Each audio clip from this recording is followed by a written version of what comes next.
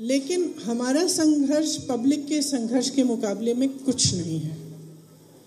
जो उत्तर प्रदेश की जनता आज संघर्ष कर रही है, जितनी परेशानियां को वो झेल रहे हैं, वे आप बहुत अच्छी तरह से जानते हैं।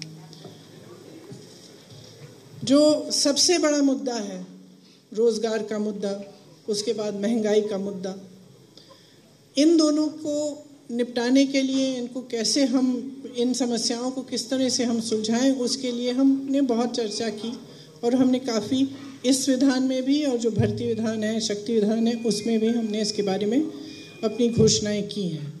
तो मैं कुछ मुख्य बिंदु इस घोषणा पत्र के मैं आपको पढ़ के सुनाना चाहती हूँ। सबसे पहले तो जो हमारी प्रतिज्ञाएं थी, जिनके बारे में आपको पहले से जानकारी है, लेकिन एक बार दोहराना चाहती हूँ मैं कि किसानों का पूरा कर्जा माफ़ किया जाएगा। हम ये कह रहे हैं कि हमारी सरकार जब बनेगी तो 10 दिन के अंदर अंदर किसानों का कर्ज माफ़ किया जाएगा। छत्तीसगढ़ में जब कांग्रेस की सरकार आई तो आप सबने देखा होगा कि शपथ लेते ही 3 घंटों के अंदर अंदर किसानों के कर्ज माफ़ किए गए। उसी तरह से हम यहाँ भी उत्तर प्रदेश में करना चाहते हैं। 2500 में गेहूं धान और 400 में गन्ना खरीदा जाएगा। बिजली बिल सबका हाफ किया जाएगा। कोरोना काल में जिस का बकाया है वो साफ किया जाएगा, खत्म किया जाएगा। जिस को कोरोना से सबसे ज़्यादा आर्थिक मार पड़ी, उन परिवारों को 25,000 रुपये दिए जाएंगे ताकि वो एक बार फिर अपने पैरों पे खड़े हो सकें। हमने पहले भी ये बहुत बार घोषणा की है, फिर से दोहरा रहे हैं कि 20 लाख सरकारी रोजगार दिलवाएंगे।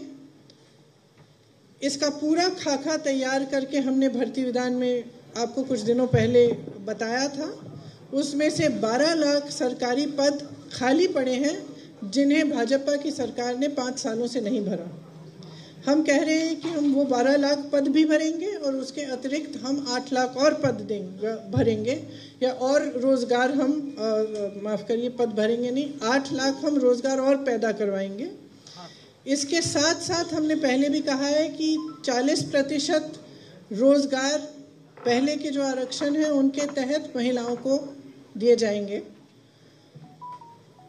अगर कोई भी बीमारी हो तो सरकार की तरफ से 10 लाख रुपए तक इलाज मुफ्त मिलेगा।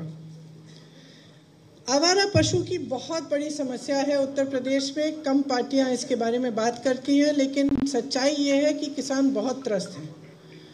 और हमने अपने अनुभव में, जो हमारी छत्तीसगढ़ में कांग्रेस की सरकार है, उन्होंने एक पूरी योजना बनाई कि इससे हम किस तरह से इस समस्या को हम हल कर पाएँ। इसके मुख्य बिंदु हमारी उन्नति विधान में हैं, लेकिन मैं यहाँ कहना चाहती हूँ कि जिन को आवारा पशुओं के नुकसान को झेलना पड़ा है, उन्हें 3,000 रुपये का मुआवजा दिया जाएगा और एक गोधन न्याय योजना शुरू की जाएगी, जिसके काफ़ी ज़्यादा एलिमेंट्स होंगे, लेकिन एक एलिमेंट ये है कि 2 रुपये किलो में गोबर खरीदा जाएगा। ये छत्तीसगढ़ में हो रहा है और फिर उस गोबर को वर्मी कंपोस्टिंग में सेल्फ हेल्प ग्रुप्स द्वारा इस्तेमाल किया जाता है। तो इससे बहुत सुविधा होती है। छोटे और मझोले उद्योगों के लिए देखिए, हम सब ने देखा है, आपने हाल ही में बागपत में एक छोटे व्यापारी की हालत देखी और हम सब ने वो बहुत ही दुखद घटना, एक तो फेसबुक पे लाइव हुई और हमें पता चला कि उनकी पत्नी की मृत्यु भी हुई है। बहुत ही ज़्यादा दुखद ये घटना हुई, लेकिन ये हम पूरे प्रदेश भर में देख रहे हैं।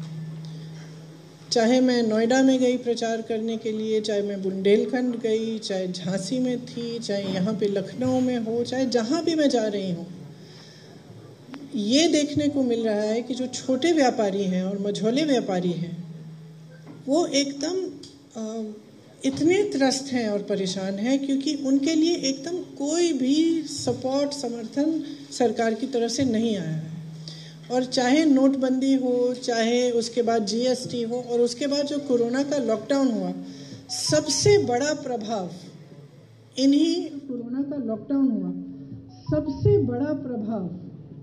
इन्हीं व्यापारियों पे हुआ है। तो चाहे छोटे दुकानदार हों, छोटा मैन्युफैक्चरिंग यूनिट हो, बहुत ही ज़्यादा असुविधा हुई। लेकिन सरकार की तरफ से बहुत दुख की बात है कि इनके लिए कोई सपोर्ट नहीं मिली।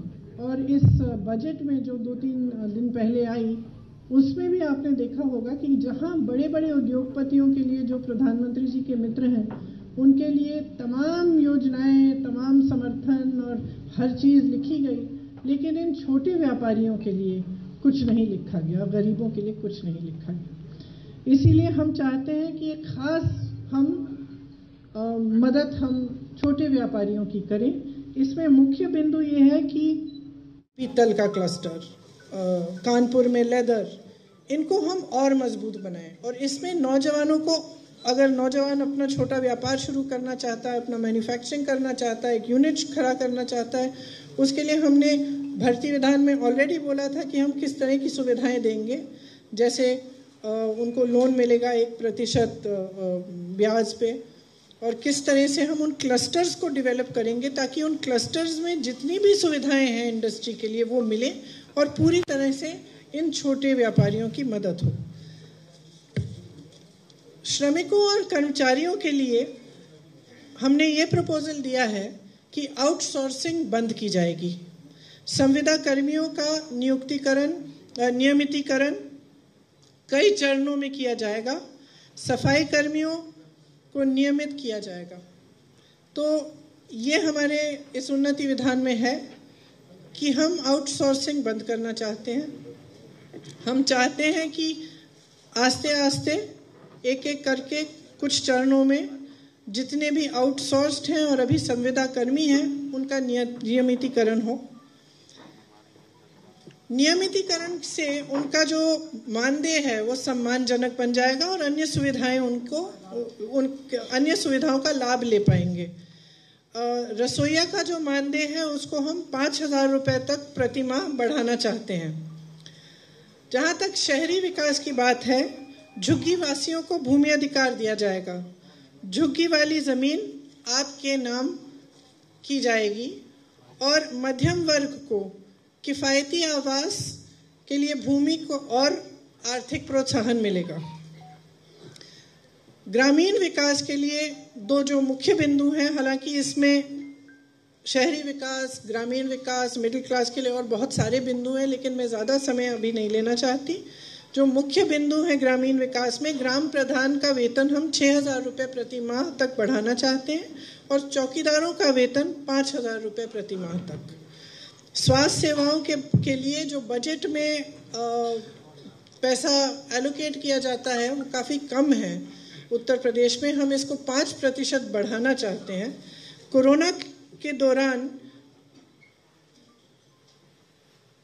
जान गंवाने वाले कोविड योद्धाओं को 50 लाख रुपए का मुआवजा मिलेगा। शिक्षा में स्कूल फीस में जो बेतहाशा बढ़ोतरी हो रही है उस पर नियंत्रण किया जाएगा। ब्लॉक स्तर पर इंटरनेट व अन्य सुविधाओं से युक्त सार्वजनिक पुस्तकालय बनाए जाएंगे। शिक्षकों के खाली कुल 2 लाख पदों को भरा जाएगा। एड हॉक शिक्षकों और शिक्षा मित्र को, ये प्लीज ध्यान से सुनिए, एड हॉक शिक्षकों और शिक्षा मित्रों का अनुभव व सेवा अनुसार नियमितीकरण किया जाएगा। ये एक बहुत बड़ा डिमांड था और शिक्षा मित्रों ने इसके लिए बहुत संघर्ष किया। मैं बहुत सारी महिलाओं से मिली, बहुत सारी शिक्षा मित्रों से मिली जो सालों से संघर्ष कर रहे हैं कि उनका मानदेय बढ़े, कि उनका नियमितीकरण किया जाए।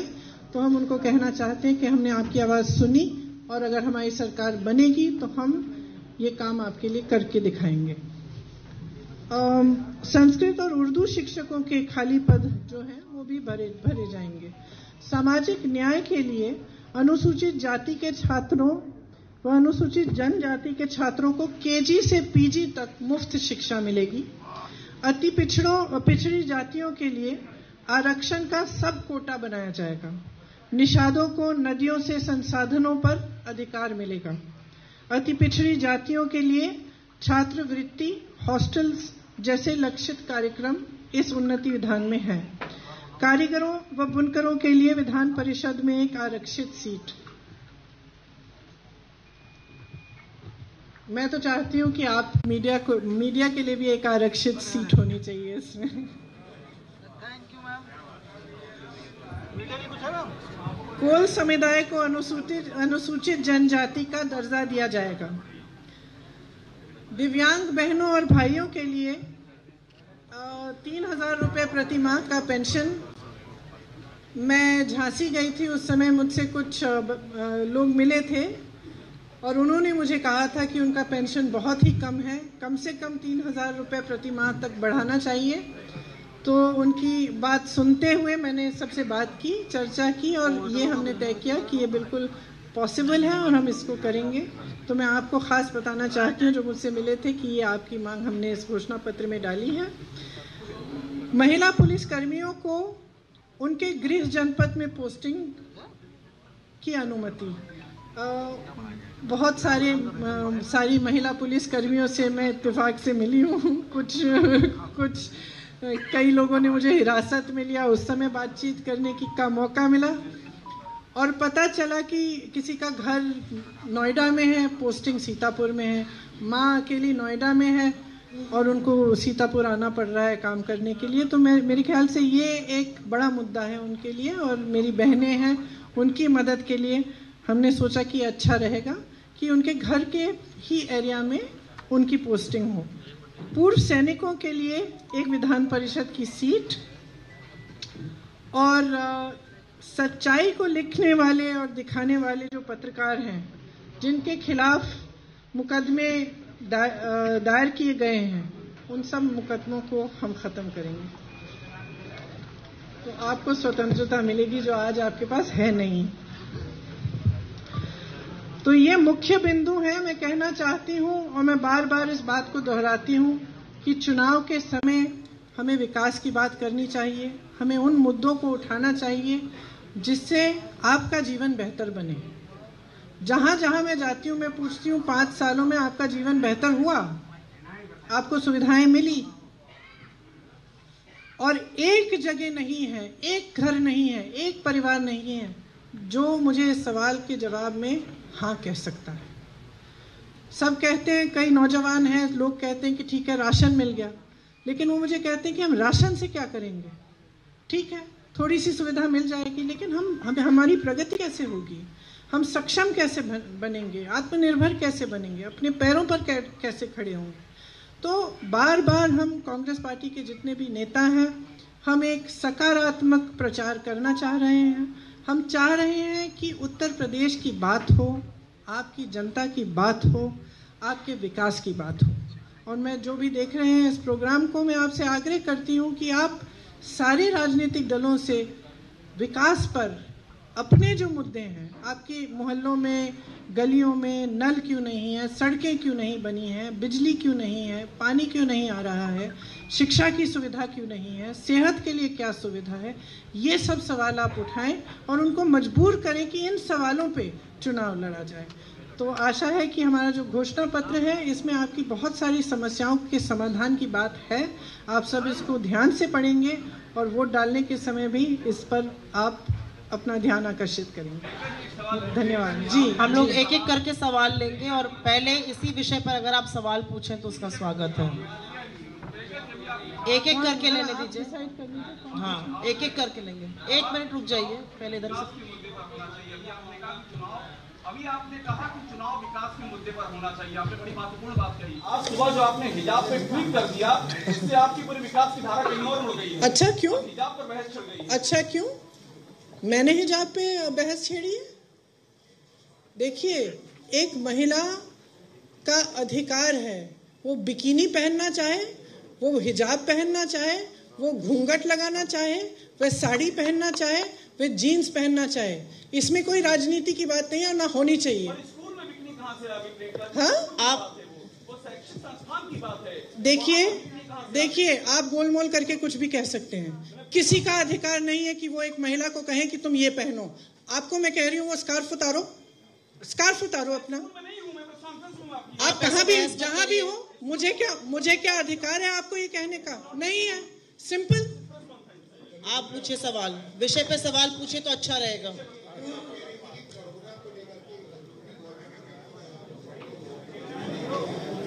जी देखिए यहाँ उत्तर प्रदेश में जब ऑक्सीजन नहीं मिल रहा था तो छत्तीसगढ़ की सरकार ने छत्तीसगढ़ से यहाँ टैंकर भेजे हैं।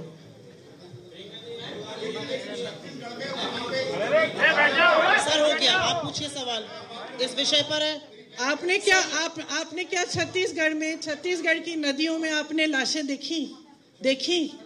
सर ये बहस का विषय नहीं है, आपको सवाल पूछने का बोला अधिकार है, पूछिए। नहीं सर ऐसे नहीं होगा, ये प्रेस कॉन्फ्रेंस है, ये वाद विवाद आपके साथ नहीं हो रहा है यहाँ पर। इस विषय पर सवाल है आपका?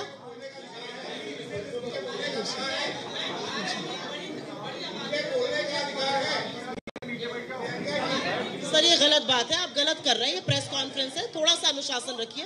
आपसे हाथ जोड़ के निवेदन है मेरा, पूछिए आपका सवाल क्या है। रुक जाइए एक मिनट।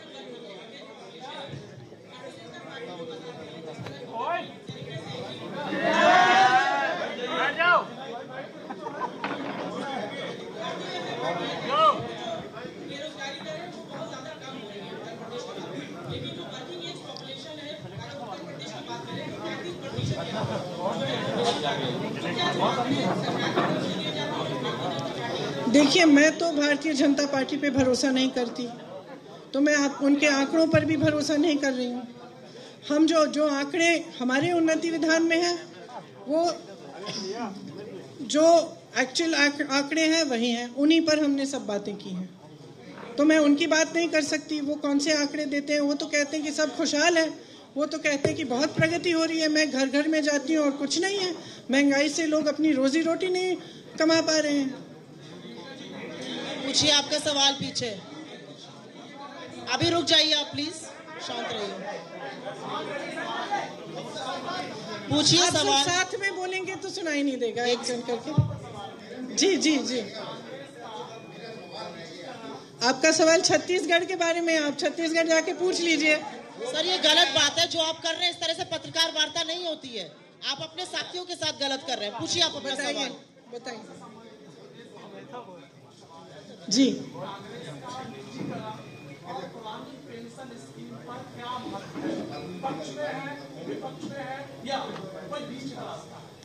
देखिए हमने इस पे बहुत चर्चा की, क्योंकि इतनी डिमांड आ रही थी कि पुरानी पेंशन पे हमें वापस जाना चाहिए, जो पुरानी स्कीम है।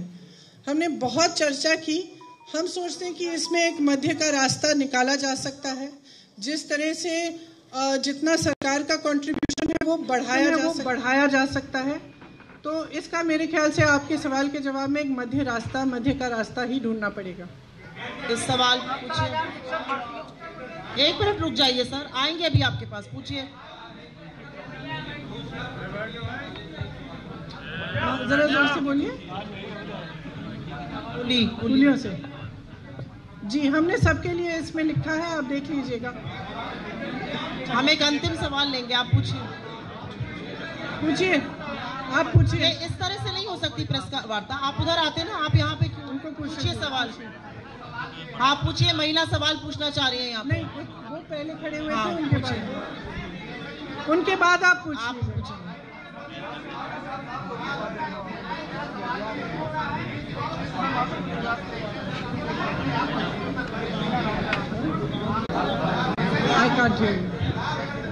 अगर आप लोगों को लगता है कि इस तरह से सवाल का जवाब मिलेगा तो मैं बड़ी हाथ जोड़ के अनुमति वहां चाहती हूँ। आपको ऐसे नहीं मिल सकता। एक एक आदमी पूछिए ना, पूछिए आप।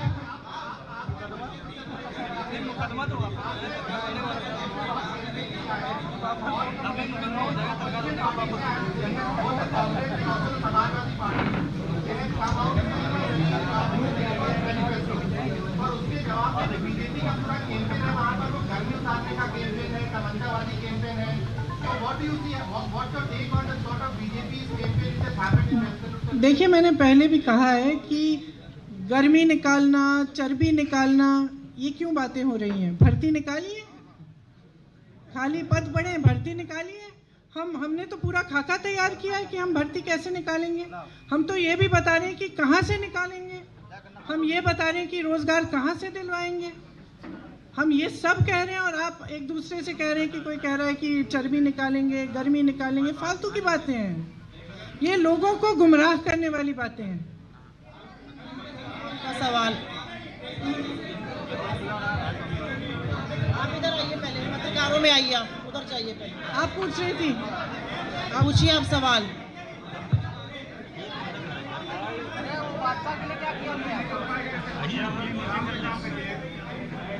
हाँ जी, you don't see me as a fighting girl. अगर ये नहीं लड़ रही तो चलिए आप सवाल पूछिए। आपका हो गया सवाल? नहीं, बहुत सारे लोग हैं, पूछिए। वो महिला कुछ पूछना चाह रही है, उसके बाद हम प्रेस कॉन्फ्रेंस खत्म करेंगे।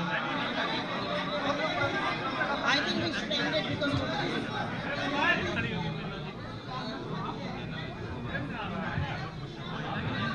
देखिए, सबको खुश नहीं कर सकते। 40% महिलाएं हैं जो महिलाएं लड़ना चाह रही थी, बहुत सारी थी, उससे ज्यादा थी। हर सीट पे 4-4, 5-5 महिलाएं थी, उनमें से एक ही चुन सकते थे ना हम। तो देखिए, किसी ना किसी को तो निराश होना है। धन्यवाद सबको, बहुत बहुत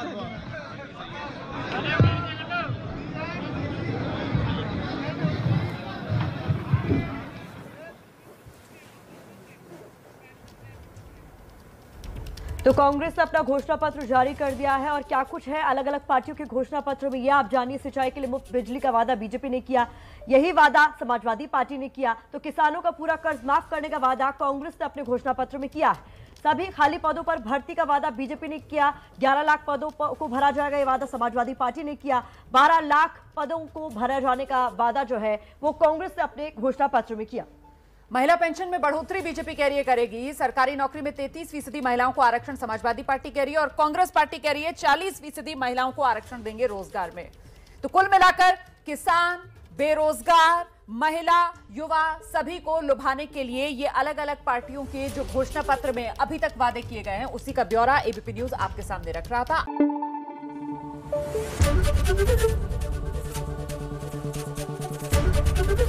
एबीपी न्यूज आपको रखे आगे।